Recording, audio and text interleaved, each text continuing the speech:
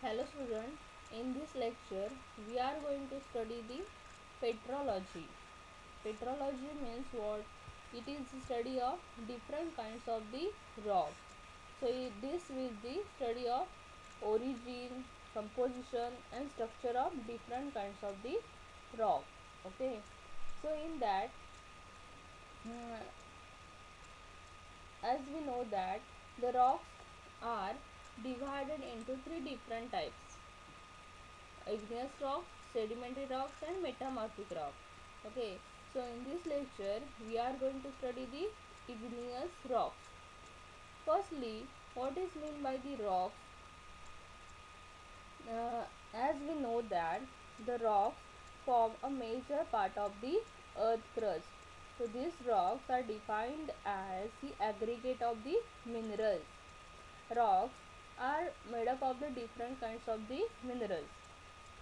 Okay, but as we know that in some minerals, in some rocks such as quartzites and marble, there contains only one mineral, while most of the rocks are composed of variety of different minerals. कुछ rock जो है वो single mineral से बने हुए हैं और कुछ रॉक जो है वो वैरायटी ऑफ मिनरल से बने हुए हैं. Okay, so these rocks are divided into three major groups: igneous rocks, sedimentary rocks and the metamorphic rocks. The igneous rocks are formed by the cooling and solidification of the magma. Okay, the igneous rocks are formed by the cooling and solidification of the magma, while the sedimentary rocks are formed by the consolidation and the cementation of the sediments which are deposited under the water. Okay, when the magma cools and it is solidified, then the igneous rocks are formed. Okay, then this second type is the sedimentary rocks. Sedimentary rocks are formed by the consolidation and the cementation of the sediments under the water. And third type of the rock is a metamorphic rock. Metamorphic rocks are formed by the when the pre-existing rocks have been changing the texture and the composition by the increased temperature and the pressure. जो previously existing rock जो है उसमें changes आते हैं texture में और composition में due to the temperature and the pressure. Then these metamorphic rocks are formed. Okay. So first in the figure you can see that this is an hot molten magma which is comes out. When this magma is comes out on the surface, then it is called as an lava. So in this figure you can see the picture, the lava flow of the lava. When this lava cools out and it is solidified, then the igneous rocks are formed. This so first we will see what is meant by the igneous rock. Igneous rocks are formed by cooling and the solidification of the magma. Magma is the hot, viscous and the siliceous melt which is containing water and the vapor gases. In the figure you can see that the vapors are also there. Okay, this magma comes from the great depth below the earth's surface and it is mainly composed of oxygen, silica, aluminium, ferrous, magnesium, sodium, calcium and the phosphorus. All these are combinedly form the magma. Or magma contains all these elements. Okay. So first we will see the rock cycle. As we know that the three types of the rock, that is um, sedimentary rock, metamorphic rock and the igneous rock. One type of the rock is slowly changes to the another type. How they? This is an uh, how it how it takes place we will see by with the help of the rock cycle.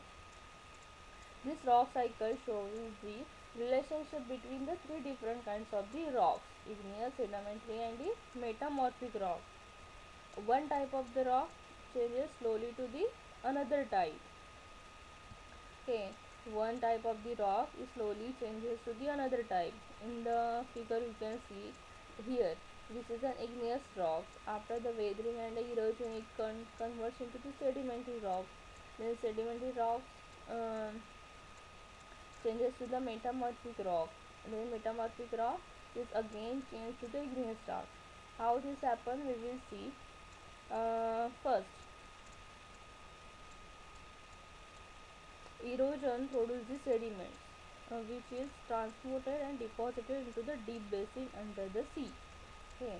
Erosion produces the sediments which are transported and deposited into the deep basin under the sea, and then it hardens to form a sedimentary rock. Okay. After the weathering and erosion, mm, the sediments are deposited into the deep basins under the sea, and they form when they harden. When the sediments is hardened, then they form the sedimentary rock. Okay. Then if these rocks means if these sedimentary rocks are deeply buried and the temperature and pressure turn them into the metamorphic rock. Okay, means sedimentary rock changed by heat pressure under the chemical action, then the sedimentary rock is converted into the metamorphic rock. Okay, then the intense heat at the great depths melts this metamorphic rock and produces the magma. At the greater depth, due to the intense heat, this metamorphic rock is converted into the magma. Okay, the magma then rises up and reaches the earth's surface, where it cools to form an igneous rock. Okay, metamorphic rock due to the intense heat converted into the magma, and then magma rises up uh, and then solidified. Then the igneous rocks are formed. Then after these igneous rocks are exposed to the weathering and erosion, and again they form the sedimentary rock. Okay, so this is again the second cycle is begin. Rock cycle is again begin.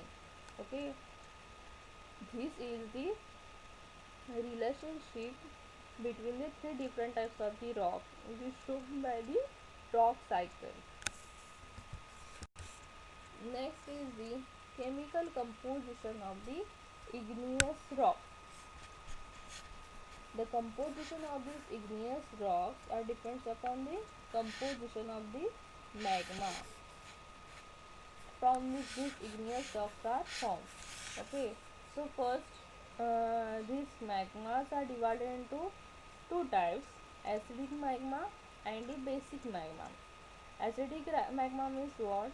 This acidic magma is rich in in silica, magnesium, and the potassium, and acidic magma is poor in calcium, magnesium, and the ferrous. Okay, acid magma is rich in silica, sodium, and the phosphorus, while it is poor in the calcium, magnesium, and the ferrous. Okay, while the basic magma is rich in the calcium, magnesium, and ferrous, and poor in silica, sodium, and the phosphorus. Okay, this basic magma is again divided into four groups: ultra basic rock, intermediate rock, and the acid rock. Okay, so depending upon the silica content, the basic rocks are divided into four types. Ultra basic rock. Ultra basic rocks are the rocks and the silica content is less than 45%. Okay. when the uh, when in a basic magma the content of the silica is 45%, then it is called as an ultra basic rock. When in a rock the silica content is between 45 to 55, then it is called as an basic rock.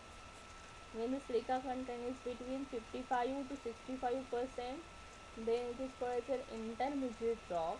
And when the silica content is more than the 65, the rock is called as an acid rock. Okay. So they have given some examples also. Example of the ultra basic rock is peridotite. Gabbro basalt is an example of the basic rock. Here in the figure you can see the basalt is there and also gabbro is there. These two are the examples of the basic rock. Here the silica content in this rock is about 45 to 55%.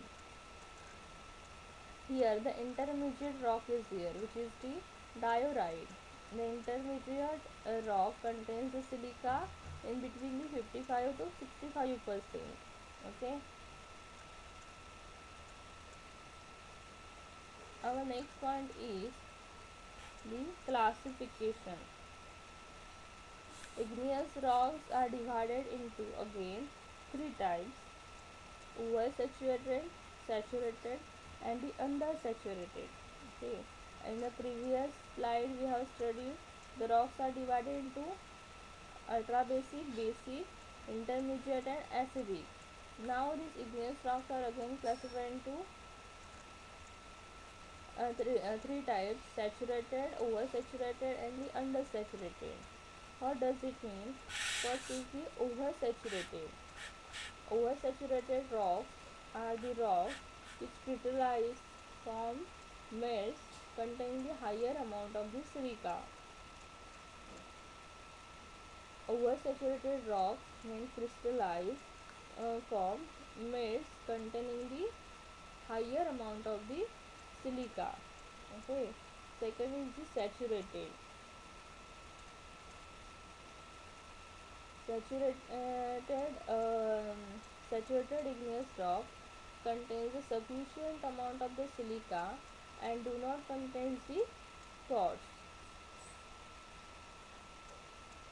In the oversaturated igneous rocks contains the silica and abundant amount of the quartz and the alkali feldspar, while the saturated igneous rock contains the sufficient amount of the silica and do not contain the quartz.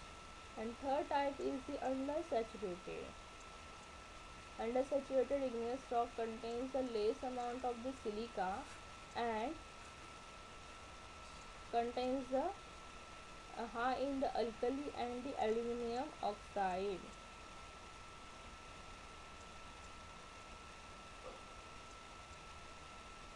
Undersaturated rocks are crystallized to form a melt which is deficient in the silica and high in the alkalis and the aluminum oxides. Okay, these are the different types of the rock. Again, the again these igneous rocks are divided into three types. On the depending upon the occurrence of this igneous rock, they are divided into two types: intrusive and extrusive. When the magma is produced deep into the earth crust, the temperature are order of 900 to 1600 degree centigrade. Okay, that means it is lighter than the surrounding rock and works its way towards the sea. And on the consolidation, it produces the two major types of the igneous rock: intrusive and the extrusive. Okay. On the consolidation of the magma, it produces the two major types of the igneous rock: extrusive rocks and the intrusive rocks. First we will see the extrusive rocks. When the magma reaches to the earth's surface, it causes as a volcanic eruption. And this volcanic eruption generates the extensive lava flows. When the magma is reaches the earth's surface, it causes the volcanic eruption, okay, and it generates the extensive lava flows, and the rocks which are formed due to the solidification of the magma are called as an extrusive rocks. In the figure you can see this is an basalt. This is due to the solidification of the lava. Okay, so this is an extrusive rocks. Now the second type is the intrusive rocks. Intrusive rocks means what? Which are formed when the magma crystallizes beneath the earth's surface. Okay, when the magma comes out on the surface and when it is solidified, then it is called as an extrusive rock. But when the magma is crystallizes beneath the earth's surface, then the intrusive rocks are formed. Okay, and depending upon the depth of the formation and these intrusive rocks are divided into two types: plutonic and hypabasal. Okay. Intrusive rocks are the rocks which are formed when the magma crystallizes beneath the earth's surface. And depending upon the depth of the formation, they are divided into two types: plutonic rocks and the hypabasal rocks. So here is the figure which is showing the intrusive rocks. First type of the intrusive rocks are the plutonic rocks. Plutonic rocks, when the rocks crystallizes at the great depths, then they are called as plutonic rocks. And the hypabasal rocks are formed when the magma solidifies close to the earth's surface. Okay, so depending upon the depth of the uh, of formation, depending upon the depth of the formation, the igneous rocks are divided into two types. Intrusive rocks are divided into two types: plutonic and hypabasal. Plutonic rocks are the rocks which is crystallizes at the great depths, while the hypabasal rocks are the rocks which are formed when the magma solidifies close to the earth's surface. Okay, so these are the two different types of the intrusive rocks. And the extrusive rocks are the rocks which is formed uh, when the magma reaches to the earth's surface. Means the rocks which are formed due to the solidification of the lava is called as an extrusive rocks. So they are also called as an volcanic rocks. Okay. Our next point is the texture of these igneous rocks. As we know that texture means what? Textures means size, shape, and the arrangement of the mineral grains in the rock. Okay. Texture of the igneous rock. Texture means what? Size, shape, and the arrangement of the mineral grains in the rock.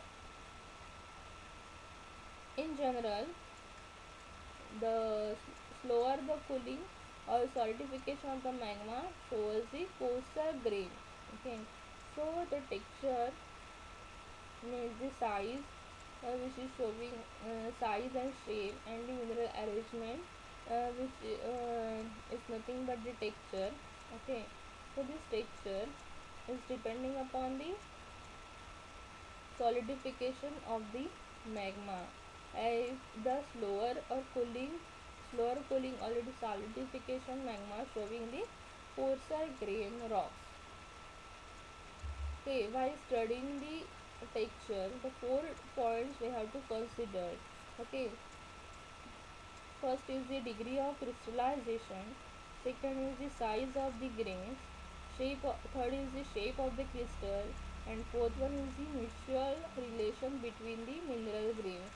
So these four factors are very much important at the time of the study of the texture of this igneous rock. So depending upon these four factors, the texture of the igneous rocks are divided into different types. So first we will consider the first point, which is the degree of the crystallization. Depending upon the degree of crystallization, the texture of these igneous rocks are divided into two types. First is an hollow crystalline texture and second is a hollow hyaline crystal. Hollow hyaline texture. So first is an hollow crystalline. Hollow crystalline means what? When the rock is made up of entirely of crystal, then it is called as a hollow crystalline. Crystalline texture completely अगर texture जो है rock जो है वो completely crystalline texture से बना हुआ है, then they are called as holocrystalline. Okay, and second is an hollow hyaline texture. When the rock is composed entirely of glassy material texture, then they are called as an hollow hyaline texture. Entirely glassy texture, they are called as an hollow hyaline. Entirely crystalline texture, then they are called as an hollow crystalline. And third type is also there, which is the merocrystalline. Merocrystalline texture showing the rocks which is composed partly of these crystals and partly of the gas.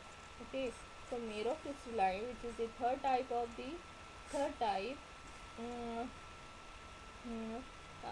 third type, which is defined as when the rocks are composed partly of crystals and partly of the glass, then they are called as an merocrystalline texture. Okay, so up to here we have seen the types of the texture depending upon the degree of crystallization. Now we will see, depending upon the size of grains, the different types of the igneous rock. Okay, the different textures of this igneous rock depending upon the size of the grains. So depending upon the size of these grains, the rocks are divided into two types. First is an coarse grain, medium grain, and the fine grain. First, we will see what is meant by the pheneric and alphanetic. Pheneric means what? When the igneous rock whose continental mineral graves can be seen into the naked eyes, then it is called as pheneric. Open eyes से हम देख सकते हैं उसके minerals के grain जो है वो नेक्ड आइज से हम देख सकते हैं. then it is called as pheneric texture. While the second type of is an alphanetic texture, where the mineral grains are too much small and they cannot be seen with the naked eyes. Then it is called as an aphanetic texture. Okay, so this is the figure which is showing the two types of this, showing this both pheneric structure and the alphanetic structure. So here the grains are large. Okay, but here the size of the grains are too much small, so we cannot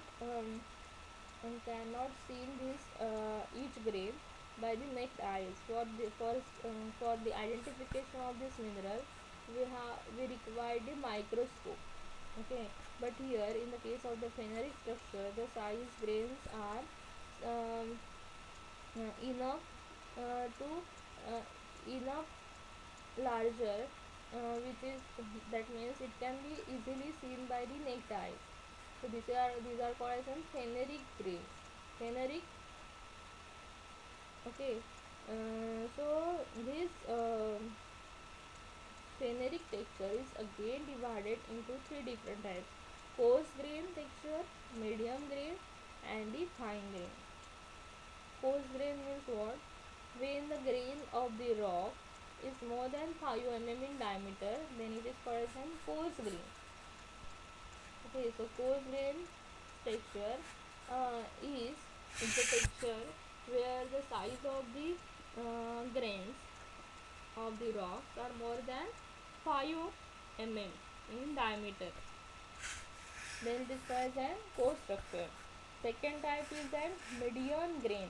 Median grain is the type of the texture where the size of the grains are in between 1 mm to 5 mm. Okay, and third type is an fine grain. Fine grains means what? When the grains are like an granulated sugar, where the diameter is less than 1 mm, then it is called as a fine grain. Okay, that's so depending upon the size of the grain, the the texture of the igneous rocks are divided into three types: coarse grain, medium grain, and fine grain. Coarse grain, when the grain of the rocks is more than 5 mm, then coarse grain. In between the 1 mm to 5 mm, then it is medium grain. And it is when it is less than 1, then it is called as fine grain. Okay, so these are the three different types of the phenolic texture. Next is in alphanetic texture. This alphanetic texture is the texture whose mineral grains are very much small. We cannot see by the naked eyes. So this alphanetic texture is again divided into two types: microcrystalline and cryptocrystalline. Microcrystalline is the texture where the grains of these rocks can be distinguished under the microscope. With the help of the microscope, if we identify the small grains of the rocks, then it is called as a microcrystalline texture. Okay, and cryptocrystalline texture means what? The individual crystals are very small. They cannot visible under the microscope, but their presence can be felt as they react to the polarized light. Then they are called as a cryptocrystalline. Okay, so alphanetic structure is again divided into two types: microcrystalline and cryptocrystalline. When the grains can be identified with the help of the microscope, then it is called as a macrocrystalline, where the cryptocrystalline texture is means the grains of the rocks cannot be identified with the help of the microscope, but it can be felt as they react with the polarized light. Then it is called as a cryptocrystalline texture. Okay, so these are the different types of the texture depending upon the size of the grain. Next point is the shape of the crystal. So depending upon the shape of the crystal, the the textures are of three types: euhedral, subhedral, and unhedral. When the grains of an igneous rock are called euhedral if they show the well-defined crystal faces. Okay, well-defined crystal faces of the grain showing in the euhedral texture. Then partly developed crystal faces showing the subhedral texture. And while the crystal faces which are absent, such as veins of the rocks, are called as unhedral. Means what? The term unhedral is used for these grains in which the crystal faces are absent.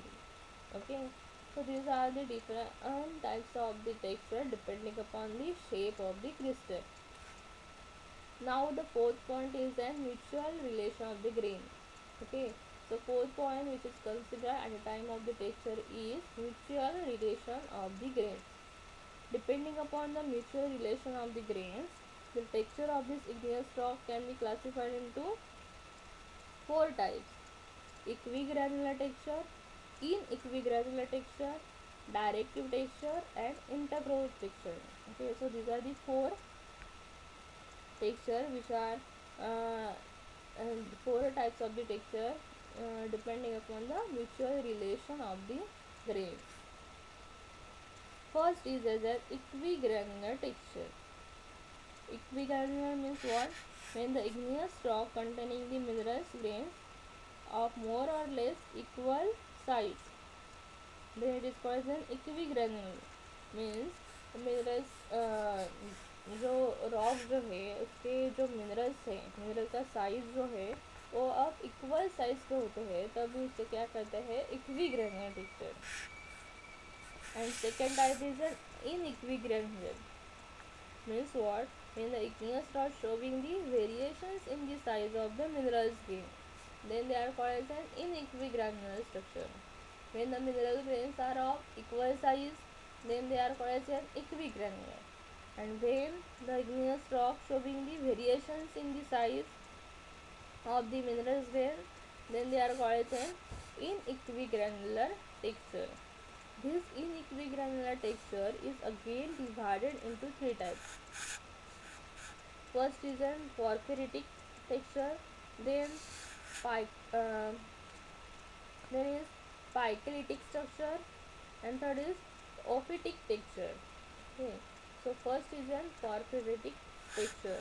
In the figure you can see the porphyritic texture. When an igneous rock contains the large crystals of same mineral set in the matrix, which is the much finer grain or even glassy, then the texture is called as an porphyritic texture. When these igneous rocks contains the large crystals of same mineral set in the matrix, which is the much finer grain or even glassy, then it is called as an porphyritic texture. While the large crystal here, the large crystals are showing the phenocrust. Here the large crystals are there, they are showing the phenocrust, and also ground mass is there. Fine grain materials are called as a ground mass, and large crystals showing the phenocryst. Okay, so both these are combinedly called as an porphyritic structure.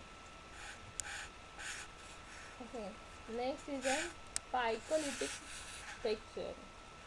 When the igneous rocks, uh, mm, smaller crystals are enclosed within the large crystals without common orientation, the texture is called as a picolytic texture.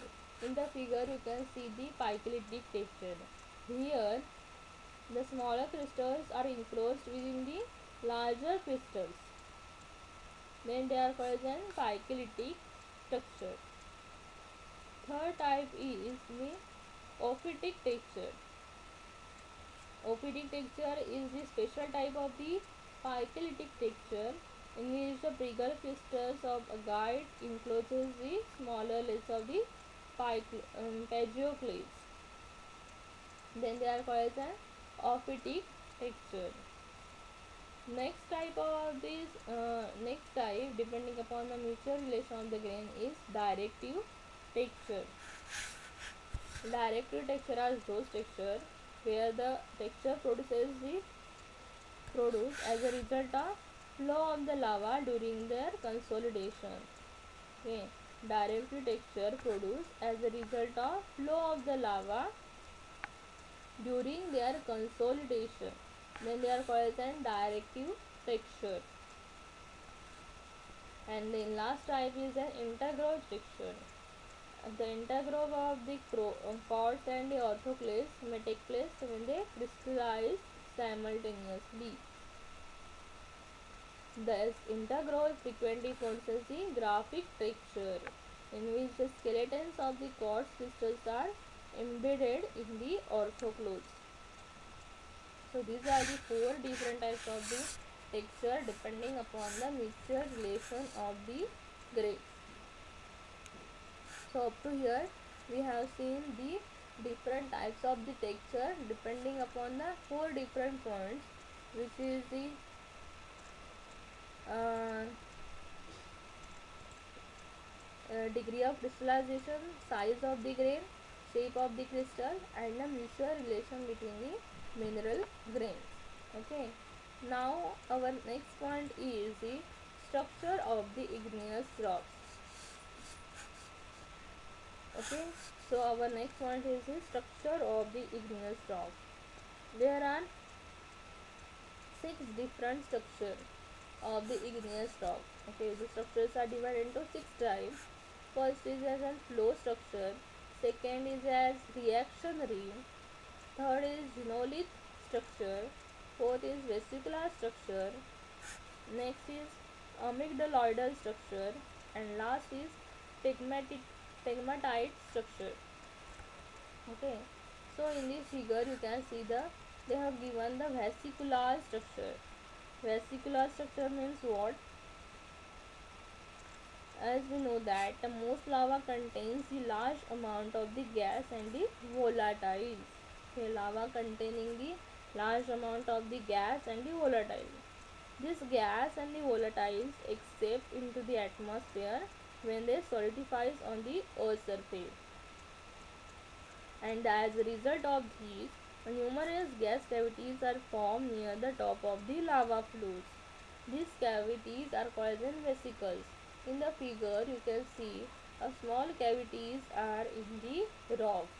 Okay, so these small cavities, gas cavities, are called as vesicles.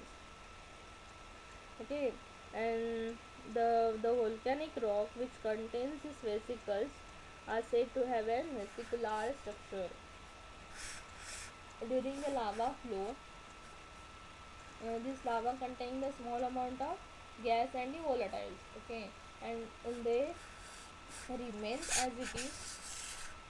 These gas cavities are enclosed into the rock. Okay, they remain as it is, and due to these, the gas cavities is remain in the rocks after the solidification also, and these gas cavities are called as a vesicles, and the rock which is showing this such a type of the vesicles are called as a vesicular structure. Okay. So here in the figure you can see this is an volcanic rock which have the glassy matrix and often contains the gas cavities. These are called as vesicles. Okay, the small cavities are there in the rocks. They are called as vesicles.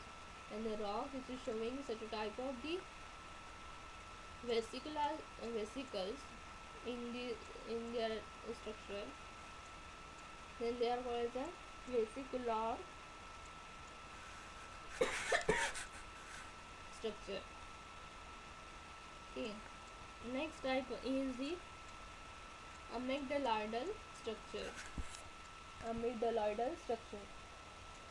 The vesicles of the volcanic rock may be subsequently be filled by the secondary minerals such as calcite and zeolite. Such a filled vesicles are called as amygdaloidal minerals. Okay.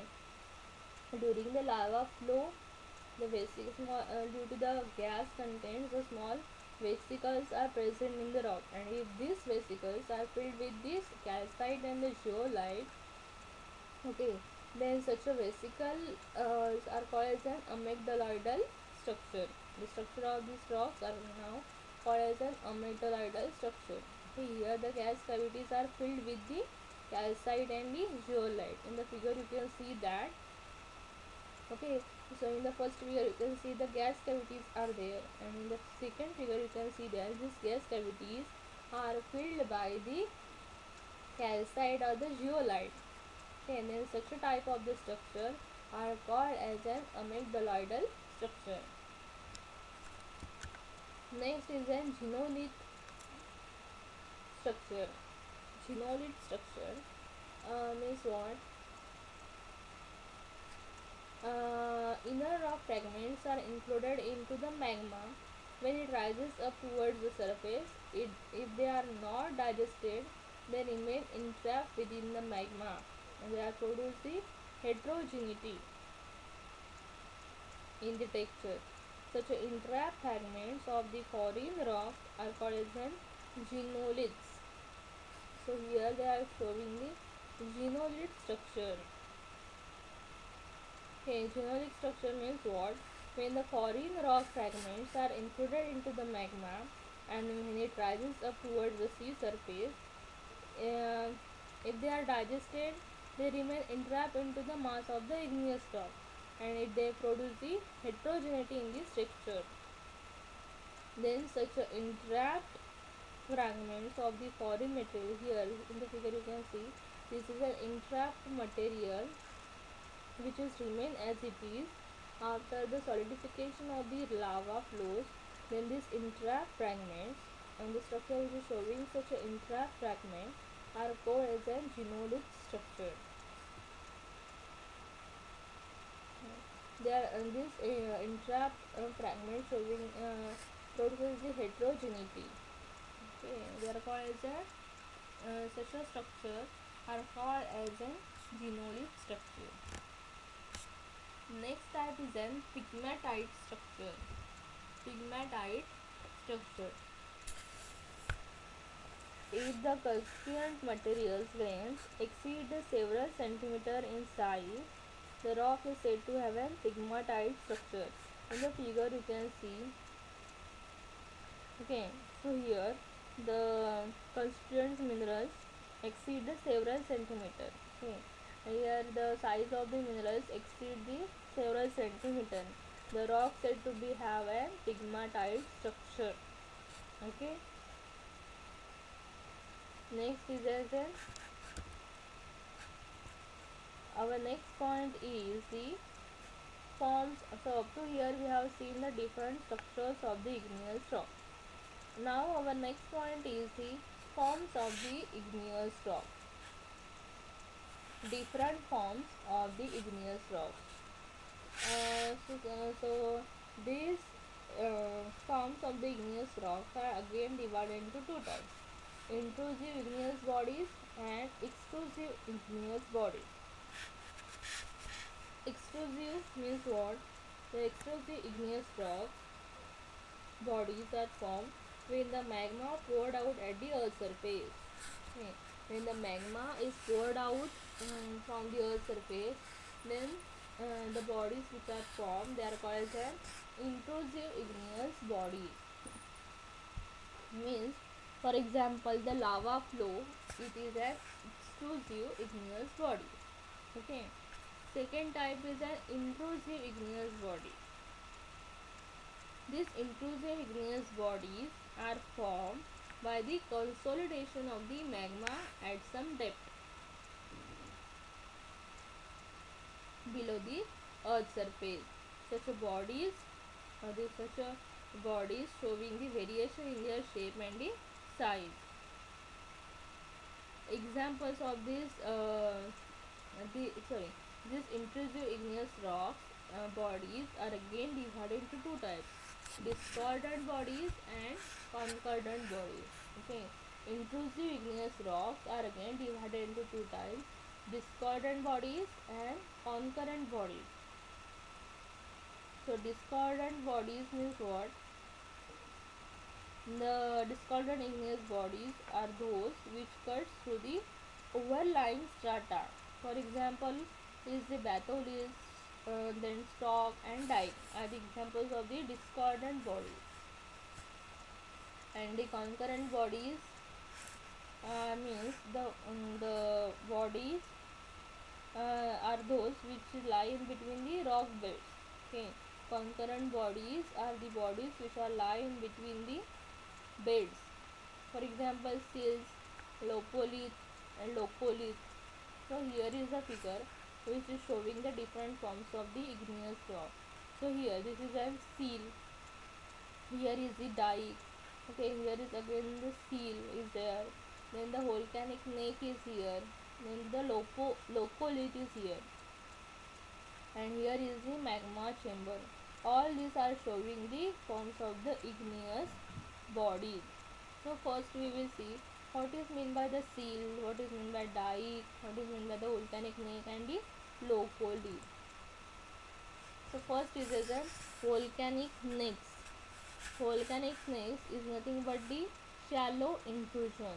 which is formed when the magma solidifies in the throat of the volcano. So in the figure, uh, here the magma chamber is there, okay, and this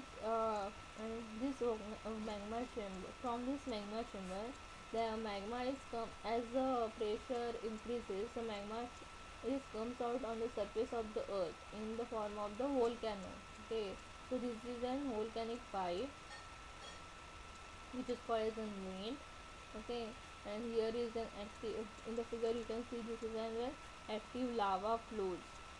The volcano is there, and here the active lava flows. This is an volcanic pipe, okay. So first is as a volcanic snake. The shallow intrusion form when the magma solidifies in the throat of the volcano. Suppose here over here the magma solidifies and it shows the shallow intrusion, then they are called as a volcanic snake. Second is an dike, tubular intrusive structure that cuts across any layering in the country rock. Here, dike, tubular intrusive structure that cuts across any layering in the country rock. Okay, ये different layers जो है उसे ये cut कर दिया है उन्होंने. So this is called an dyke, tubular intrusive structure है जिसने different layers और country rock के different layers को कट कर दिया है. This is called as an dike. And then second is a seal, the tubular intrusive structure that cuts parallel lying in the country rock. Okay, so dike is an cutting the different layers across in the vertical direction, while the seal is running parallel to the country rock. Okay, there may be a vertical or a horizontal. Mm.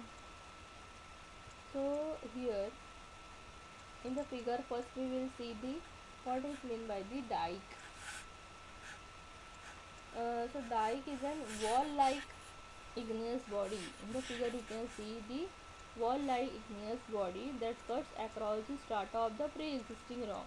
So here the pre-existing rocks are there. Okay, and dike is a small dike is a wall of this igneous body that cuts across the strata of the pre-existing rocks. Okay, the dikes are often vertical or steeply inclined. Okay, this is the dikes may be vertical or steep or slightly inclined. Their thickness is varies from few centimeters to the hundreds of meters. Okay, so this is all about the dike. Next is the batholiths.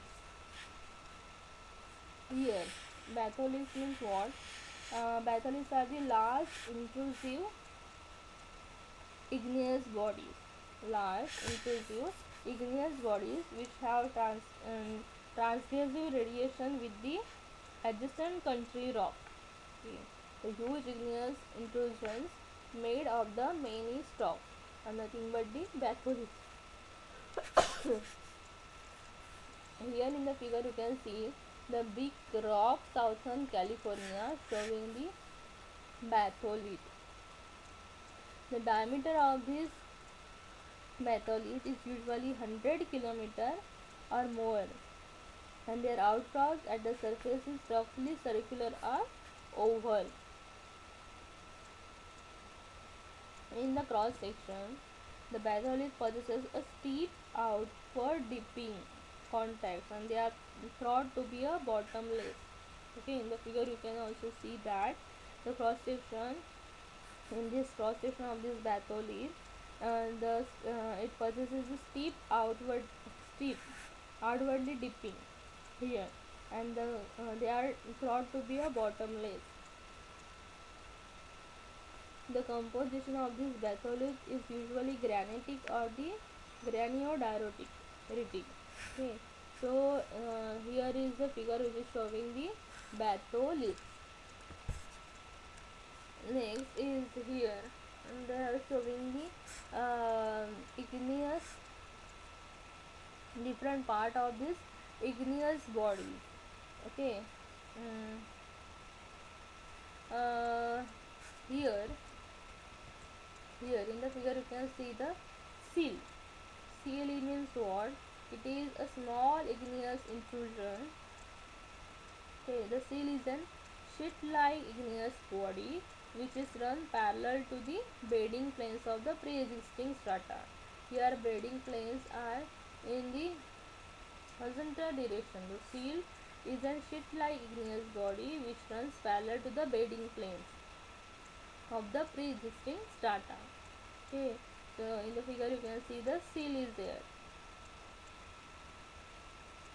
It may be horizontal, inclined or vertical depending upon the altitude of the strata in which they are introduced. Okay, the seals vary in the thickness from few centimeters to the several hundred meters, but they are always thin as compared to their length along the bed. These seals are commonly made up of the dolerites and the basalt. Okay, so in the figure you can see the seal is there. It may be sometimes here in the figure the sail is horizontal, but sometimes it is a vertical or inclined. Okay, so it is depending upon the bedding plane.